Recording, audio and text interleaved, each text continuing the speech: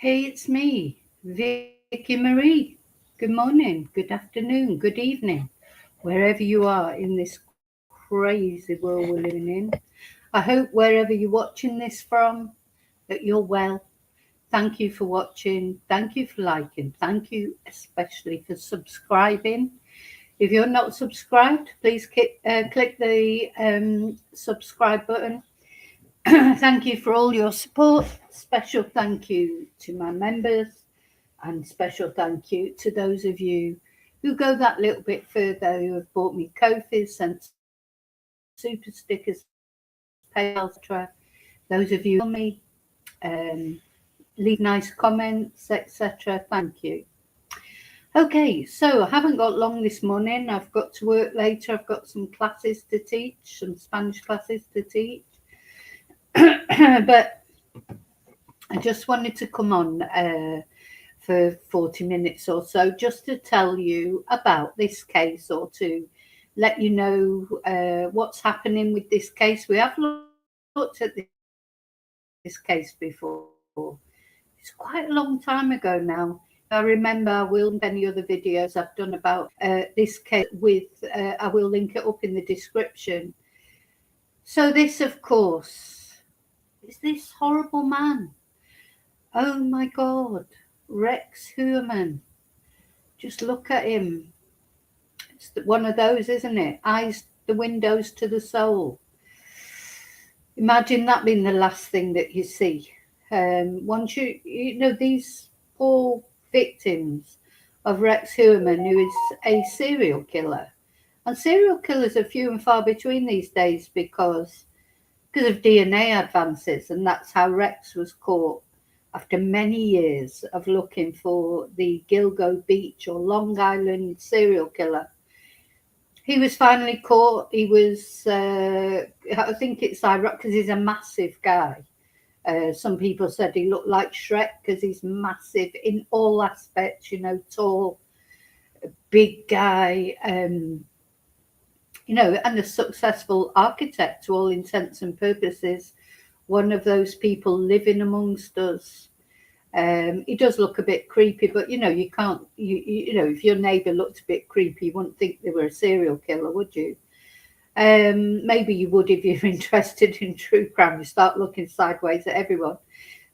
But I find it ironic that he was caught by his greed in a way because he was caught on DNA taken from a pizza crust or something.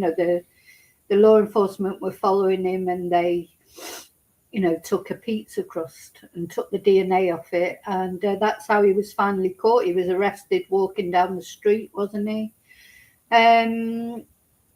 Yeah, but look at him. Yes, scary man, scary man. And the thing is, his victims, they were working girls, if you like. I mean, they're so vulnerable, aren't they? Women and girls who sell themselves, and we don't judge because who knows? There's all sorts of reasons why women do that. It can be drug addiction. It can be just, wanting to make easy money. Or it can be, just trying to feed their children or whatever. We should never judge because there, for the grace of God, go us. We just don't know, do we? Who knows? We've been lucky enough to, if we're not in that environment, we've been lucky enough to have been born into different environments, brought up different ways. Sometimes drugs get a hold of people and it's nothing to do with the way they've been brought up. So, of course, they're very vulnerable, aren't they? You're so vulnerable if you're in that position. You get somebody ringing you up, looking for business.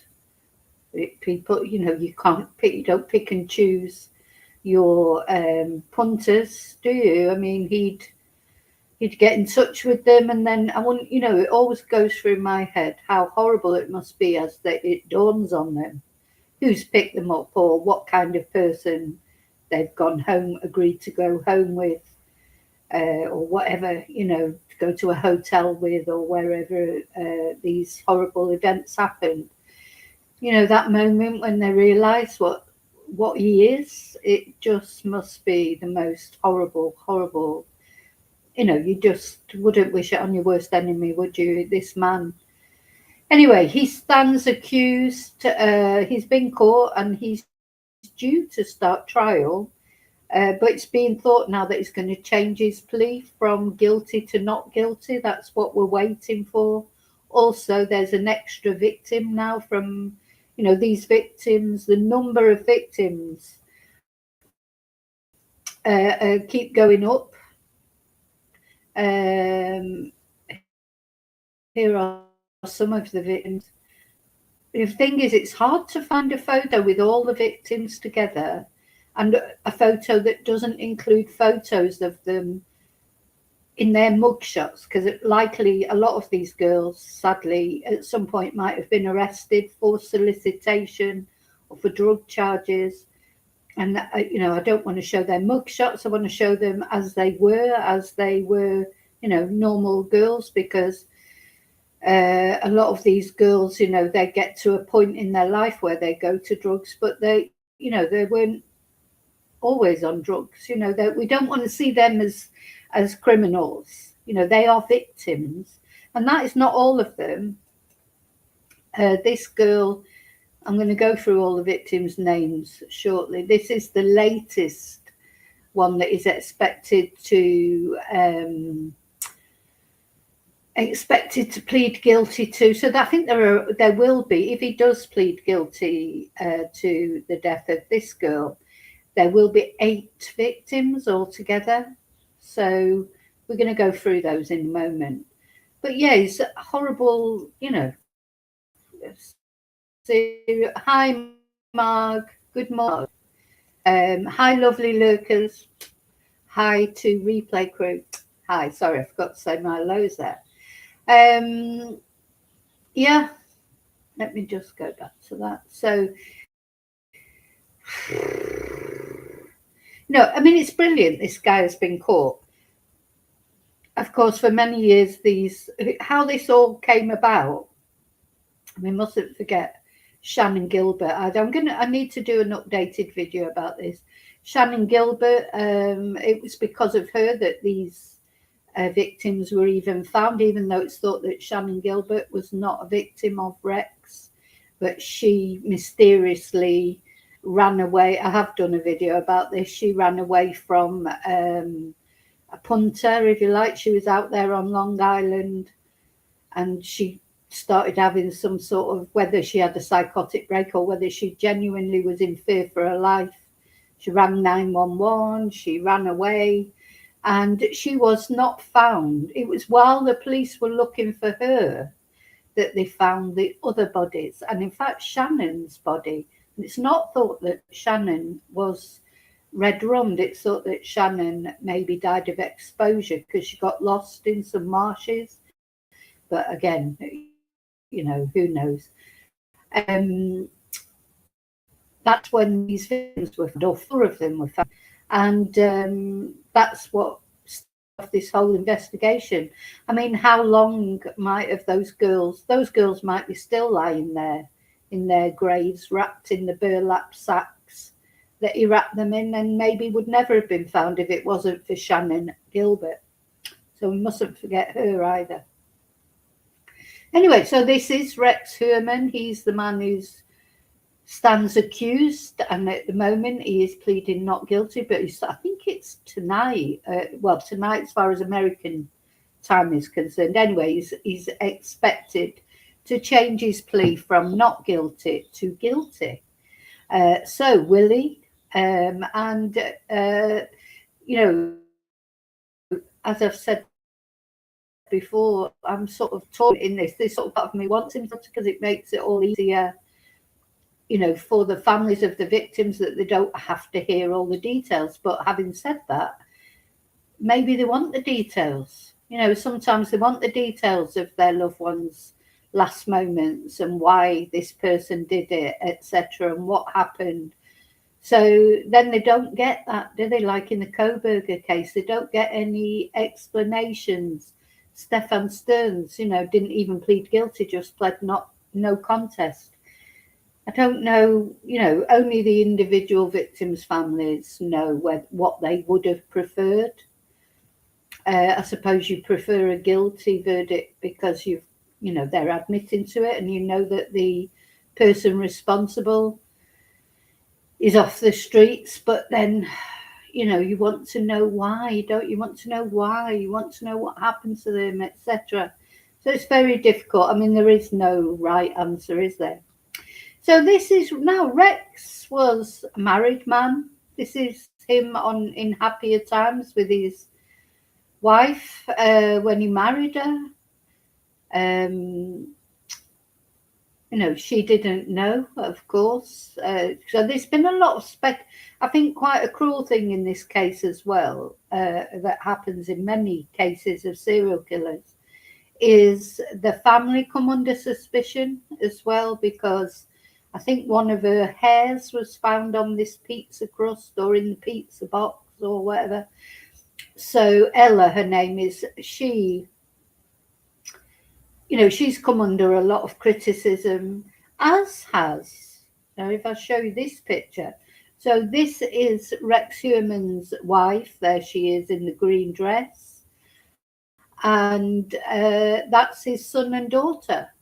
And they've come under suspicion as well. Everybody has come under suspicion, which seems a bit unfair. And the daughter, her private life was dragged out. She apparently likes these furry, the cult of furries and anyway, I don't know. I don't want to go into that. But she's been accused of knowing something about it or having something to do with it, because these murders, of course, a lot of them happened in their home, in the basement of their home. So there's this general feeling of how could they not have known anything about it. But this is, you just cannot underestimate how a serial killer, how a psychopath can keep things from their family.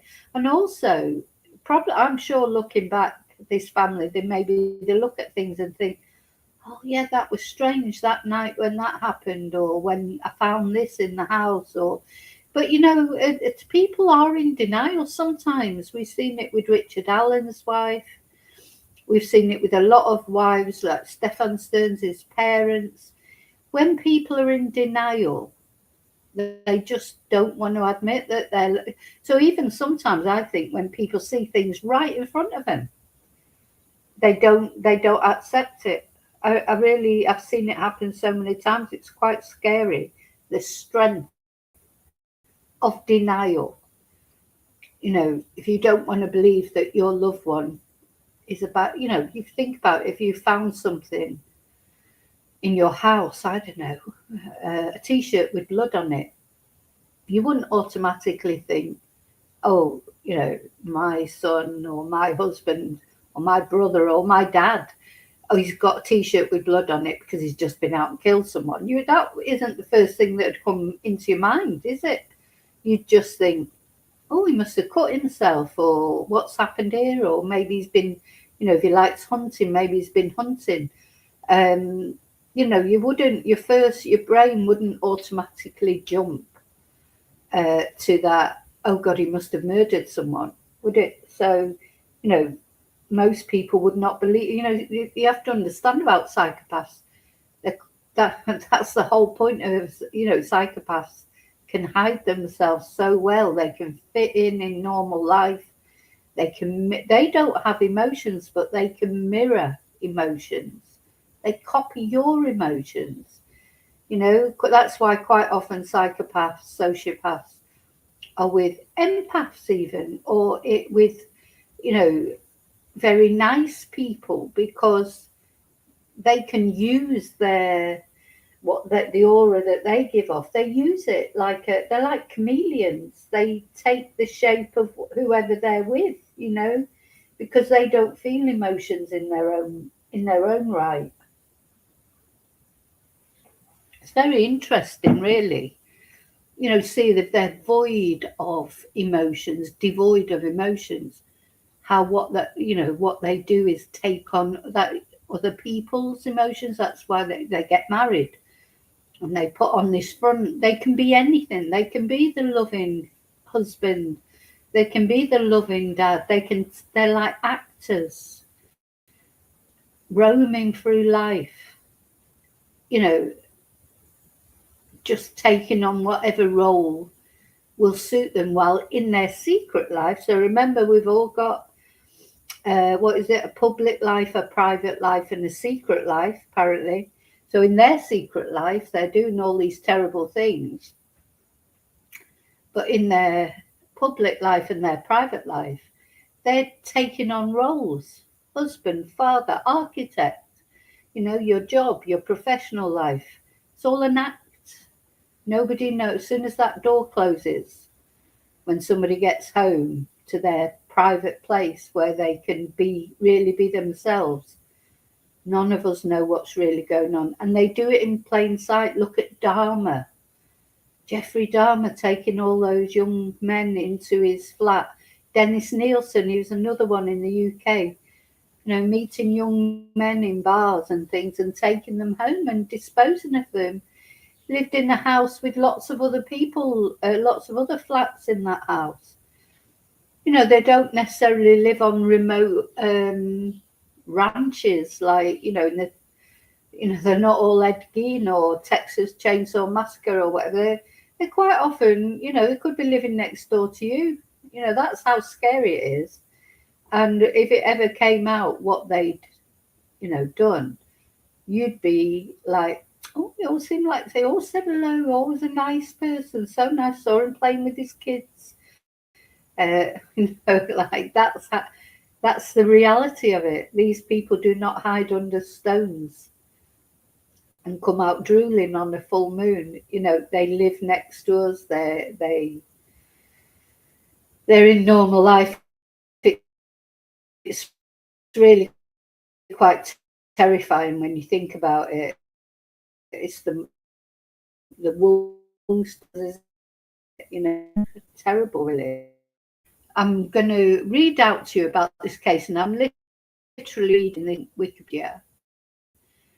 Just not all of it. I'm not going to read. God, there's a massive Wikipedia page on Rex Heuermann, but that's got the details of the victims on it. And this is a problem. They reckon he's got more than 11 victims, but he's only going to be charged with 8. Well, with this new one. So, are there more victims out there? Probably. Because as I say, it's so easy. It's the easiest thing in the world to pick up an escort or somebody who's working, an SEX worker. They're just going to get into your car. You don't, it's just so easy. That's why, unfortunately, they're quite often victims, aren't they? And also, so not only they're easy victims, but sometimes you find that the police don't care about them so much. I don't think that's so true these days, but certainly years ago, like with the Yorkshire Ripper in the UK and that, they call them the less dead because they're not cared, because people feel like, well, they've got this dangerous lifestyle, they sort of almost not deserve it, but they shouldn't put themselves in that position. That's common attitude from people. So years ago, certainly the police did not take missing prostitutes case seriously. There was like this idea of sort of deserving victims almost, and then if somebody was kidnapped off the street who wasn't an SEX worker, they were given more validity. But they're all the same. Any person that is killed by a serial killer has got an equal validity. Doesn't matter how old they are. It doesn't matter, what job they do. Doesn't matter, if they're an SEX worker. It's like this presumption that they're a lesser person than anyone else, but nobody knows their circumstances, how they ended up doing that. So, I don't think anybody would choose it deliberately Maybe because it's easier money, I don't know, but it's such a dangerous occupation to have, isn't it? Anyway, so just let me tell you about these killings. So they spanned from 1993 to 2011. Now, why there's been no victims since 2011, or at least as far as we know, we don't know really. Maybe there have been other victims since then, but that's what we think of. So in December 2010, the remains of four victims, Melissa Bartholomew, Maureen Brainard Barnes, Megan Waterman, and Amber Lynn Costello, were found within quarter of a mile of each other near Gilgo Beach. And then 6 more sets of remains were found in March and April 2011. And the original search was prompted by the May 2010 disappearance of Shannon Gilbert in Oak Beach. So her cause of the trouble with Shannon is they can't find her cause of death, and they're not sure if it was hypothermia, that she just got lost and disorientated. So that's a very sad case in itself, Shannon Gilbert, because there's a good series on Netflix about it, The Lost Girls, and as I say, I have done a video about it. I must try and link that in the description. So Rex was born on September the 13th, 1963, and he's a lifelong resident of Nassau County. And he was 59 when he was arrested in Midtown Manhattan, and subsequently charged with 3 counts of first-degree murder, as well as 3 counts of the lesser charge of second-degree murder, related to the deaths of Melissa Bartholomew, Megan, and Amber. He was also named in the prime suspect in the death of Maureen Brainard Barnes. And later, in January 2024, he was charged with her death as well. So this was a big, let's just put a picture of him up again. This was a big coup, wasn't it, really, for the police to fight, because it feels like they've been looking for this guy forever. I mean, I've seen lots of true crime videos about him over the years when they didn't know who he was. There was a lot of conjecture about who was the Long Island serial killer. And now we know, or anyway, allegedly. So presumably he's going to plead guilty.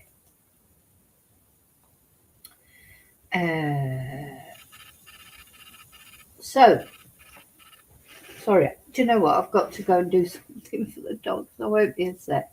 What can I put up? I'll be back in a moment.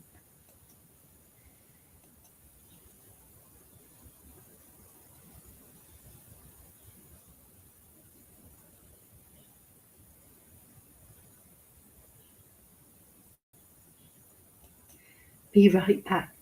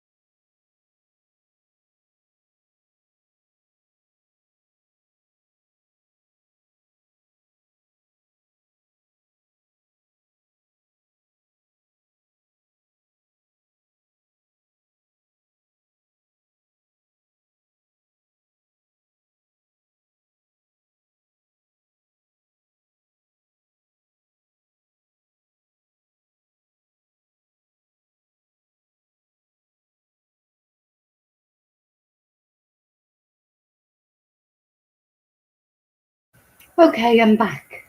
Usual thing that happens when I'm on a live. But anyway, Stoke the other one doesn't decide to do something. Okay, so yeah, what time am I? Oh my goodness, I'm running out of time already. Where does the time go? I don't know when I go on a live. So yeah, basically what I'm on here to tell you about is that I don't think I'm going to have time to read out all the things I wanted to, but I will be back to talk about this case. But the most important thing I wanted to tell you about is that he has been charged, or is expected, no, let's say, is expected to plead guilty, to change his plea to guilty. He's expected to plead to the murder of this young girl as well. So this is an extra victim. Whether anything else will come out, I don't know. But the other thing I wanted to talk about really was his family. So, they're getting a lot of, bad people are saying bad things about his family. And I always think that's very unfair because you have to presume, I mean, are they saying that they knew what he was doing? I don't think they did. One thing I do think is strange that his family, his wife, and his son and daughter, they are still living in that same house where these things went on. Now, that's quite hard to get your head around, isn't it? But maybe they just don't have anywhere else to live. I mean, the thing is, you've got to live somewhere, don't you? Where else are they supposed to live? I don't know how this has affected them financially. Do you know what I mean? It's like he was the breadwinner, I presume. If he was the breadwinner, what are they living on now? Um, you know. Anyway, their lawyer, the lawyer that represents the families, has come out and spoken in defence of his clients, and that's what I just want to show you before I finish that video. I've just about got time to do that, I think. So let me know, what do you think about, I mean, could you imagine? I mean, I just can't imagine finding out that your dad is actually a serial killer. I mean, I was very touched with the story of BTK's daughter. She's been quite vocal, hasn't she?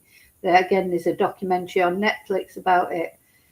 Suddenly the SWAT team just turns up at your house and tells you your father's a serial killer. You can't get your head around that, can you, when you're a teenager? Just it's sad. And there'll always be a bit of, I don't know, I think no matter what happens, people will always cast shade. I don't know. Anyway, I just want to show you this video about their lawyer press conference that their lawyer made, and you let me know what you think, and we will go into this in a bigger way when I've got more time. I'm sorry, I just haven't got much time this morning. We are seeing this press conference begin here. This is the Gilgo Beach serial killings. We're going to bring you this live here. Let's listen in. Attack my clients with vicious, unfounded, unsupported rumors and allegations. First and foremost, our hearts are with the victims and their families. They have endured unimaginable loss, and nothing said here today can ease that pain. But let me be absolutely clear, and I want to say this without ambiguity.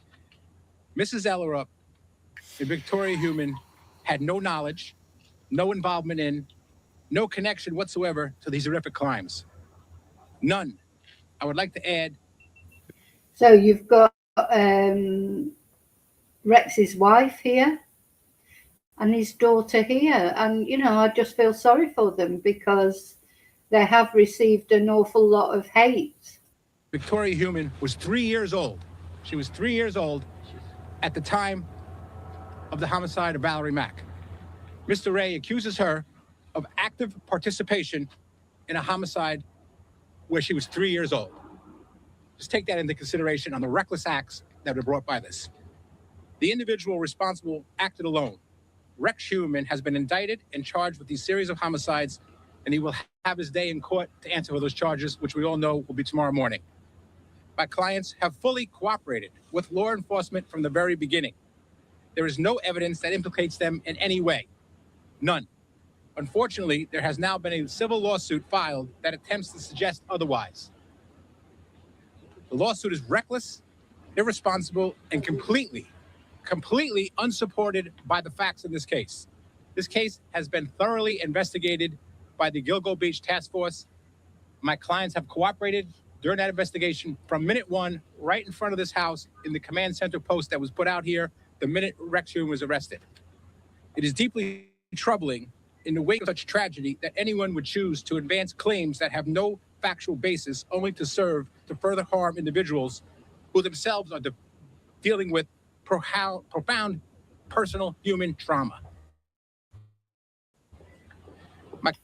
So yeah, it's true. I mean, I just can't imagine how it feels. But you know, your husband, the person you've been sharing your bed with for all those years, and then it turns out every time you've gone off, because she used to go away quite a lot, I think.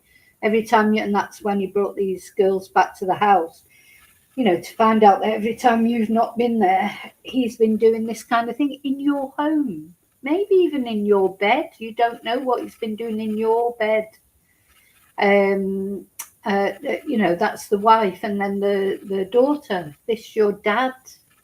You know, presumably he was a good dad. I don't know if he what sort of dad he was.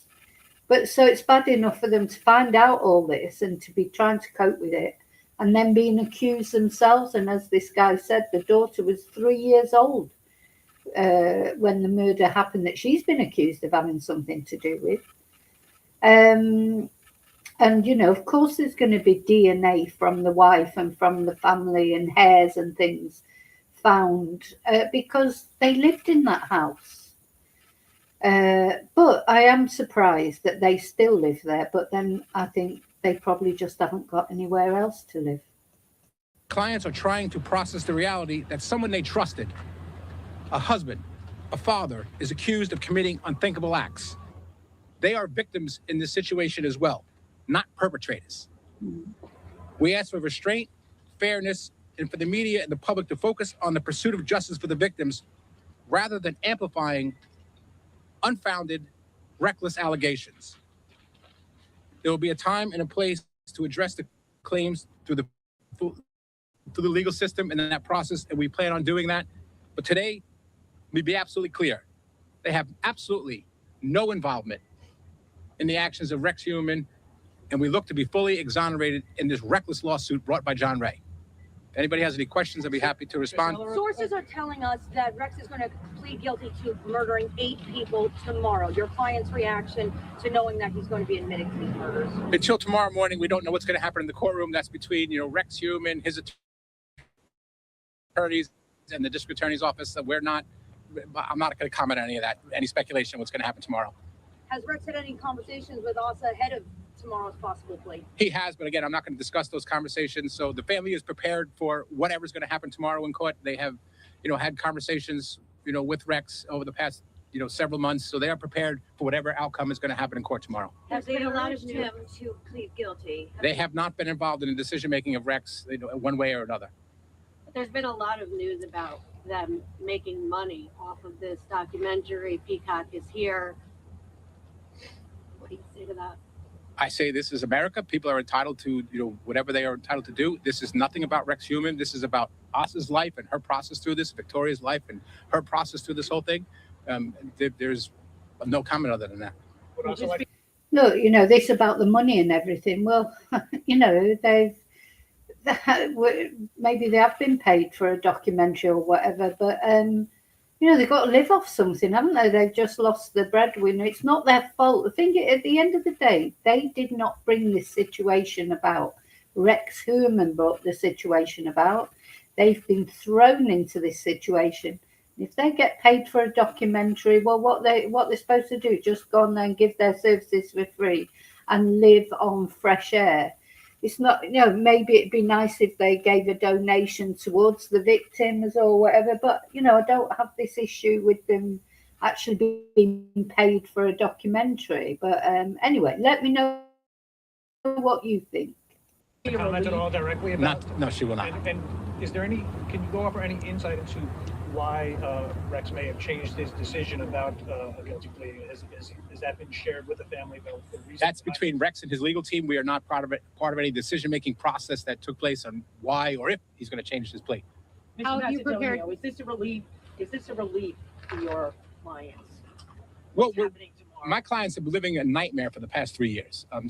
July 13th, 2023, their home was turned upside down. They were removed from it for 13 days. Every one of their personal items was removed, many of which we don't have back yet, wallets, passports. And then again, about a year later, they were removed for 5 more days. And again, everything searched, personal property, all their clothes, all their bedding, everything was taken. So they're looking to move on, whatever that's going to be, and put some closure to this. But again, the focus is on the victims and their families. They have been victimized. Ultimately, they will be okay. But we want to remain the focus where it is on the victims and their families. Is the family planning to stay in the home and planning to stay on the home? We're in the problem. We'll make that decision once the conclusion of the case comes. Bob, how have you prepared your client to sit in court and hear those words that we've been told is going to happen? This is a dramatic change. This daughter, just looking at her face there, she's traumatized. She's traumatized. This is her dad, and she's had to come to terms with the fact her dad is a monster. You can just see in her face there, she's absolutely traumatized. His wife, she's taken a bit more interest in the questions and what's going on. Maybe she's come to terms with it easier, but I think for a young girl like that, I just can't imagine how that feels. Guilty to these crimes, how do you prepare your client to hear those words publicly? Well, she's prepared to hear whatever's going to come out in the courtroom tomorrow. And we've been consistent. She has never said that Rex Heuermann is not guilty. She's been consistent saying the man that she was married to, the Rex Heuermann she knows, she did not believe was capable of these crimes. Just like the next door neighbor, you wouldn't want to believe the neighbor is capable of these crimes. They're horrific allegations. Nobody would want to believe it. She's now had almost 3 years to process that, and she is prepared for whatever outcome is going to happen in court tomorrow, and she will deal with it. But it's 3 decades in a very small living space. Were there any signs? Ma'am, I have the full trust and faith in the Gilgo Beach Task Force, who has thoroughly investigated this case. My clients have cooperated from minute one. They have no involvement whatsoever. They have been clear in all the court filings. Asarella, Victoria were not in the jurisdiction when these homicides took place, whether they were in Iceland, whether they were in New Jersey, whether they were in Vermont. They were not here. And if you look at the prosecution's case, Rex Heuermann was particular in the homicides were performed or committed when they were out of the jurisdiction. No involvement whatsoever. I have no doubt in that. Yes, yes, Jimmy. So I think that's it. We can't get our heads around it, can we? People think, well, they lived together all those years. They were living on top of each other. How could they not have known that? But it happens all the time. You sometimes, if you're sat there with your husband, you need to look at them twice because you just don't know. And the sense of denial is so strong. You don't want to believe. If you don't want to believe something, it's very easy not to believe it. It's just easy. Turn a blind eye to it, but you don't even know what you're turning a blind eye to. I mean, all those years she was living with Rex, as I say, if he was out late one night or if he came home with some blood on his shirt, she's not going to think, oh, he must have been out murdering someone. I mean, I would think that now because I've into true crime and everything. But if you're not into true crime, you just be oblivious. And you'd say like, oh, you got some blood on your shirt there. What happened? And he'd say, oh, I had a nosebleed or I cut my finger or trapped my finger in the door. And you just accept it. You wouldn't think, oh, he's lying. He must have murdered a prostitute. So I do feel for these. And that girl, her face there, she just wants the world. She just wants to get out of there, doesn't she? I understand Peacock's here and doing interviews. I mean, is there any way Ace will give us one statement despite these interviews through Peacock? We would like to hear, the public media would like to hear a statement from Ace. There'll be an appropriate time. There still has a prosecution of a criminal case pending. There's still, until the criminal case is closed, they are not going to comment on this investigation at all. is the family anticipating additional civil, obviously additional victims? Do you expect additional civil litigation to come? I don't anticipate, but I am confident confident they have no involvement whatsoever, and any civil case that's brought is going to be reckless and will be dismissed. Anybody else? Have you had any direct contact with John Ray since that was filed? Have you had a response to him, or you just wait? No, I'm just going to wait. I mean, honestly, Johnny has spent, like I said, the better part of a decade trying to remain relevant in this case. He has one client that he's had, Shannon Gilbert, who, you know, fortunately or unfortunately for Miss Gilbert's passing, the other victims may have never been discovered. And he has tried to latch onto this case. He has spent tens of thousands of dollars of his own money investigating and trying to pursue some type of civil remedy against anybody that could recoup his own costs. So I have not had a conversation with John Ray. We'll address John Ray in court where it's appropriate. And frankly, we're looking into the possibility of even bringing John Ray as a defendant because of his reckless, vicious attacks on my clients through his numerous press conferences and allegations that he's made against them. So John Ray. Right, I've got to love you and leave you. I'm afraid I've got to go because I've got classes, but I'll be back to talk about this case. Thank you for watching. Thank you for caring about these victims, of course.